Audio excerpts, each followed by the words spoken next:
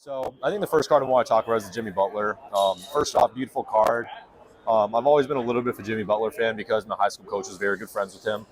But I love the centering on this card. And, you know, Prizm's always been like a pretty hard set to center all of the years except for maybe 2017. The good thing is the corners look really good on this card. Maybe the bottom right there. And on Prizm in general. And any of the chrome sets, I always look at the back corners more than I look at the front corners because the back corners is usually where most of the damage is you're able to see it. And I believe the bottom right, you can't see it super well because it's white, but you do have a little bit of corner damage right there. Now, are you okay if I pull it out? Yeah, absolutely. Cool.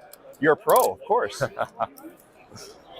Yeah, let's take a look at this card. I love this card right here. Now, when you first look at a card, is there something you look at first? You look at corners, centering. Sir, what's the first thing you look at when you pick up a raw card? I would say centering, then corners are the two things I look at the most. Edges are a little bit harder to look at. You really got to look at it once you get it out of the case for that. And surface, which I think is the most important thing, is probably the last thing that I look at. I completely agree. I always say and with food, they say you eat with your eyes first. I feel like centering is eating with your eyes. It's the first thing you see. It's the easiest to gauge. But then, like you said, the surface, though, that's a tougher task. Unfortunately, though, you can sometimes get catfished on cards. And what looks like a really good card at first, once you take out of the sleeve, that might not be the case. And that, unfortunately, that happens to be the case with this one. You see a scratch right there.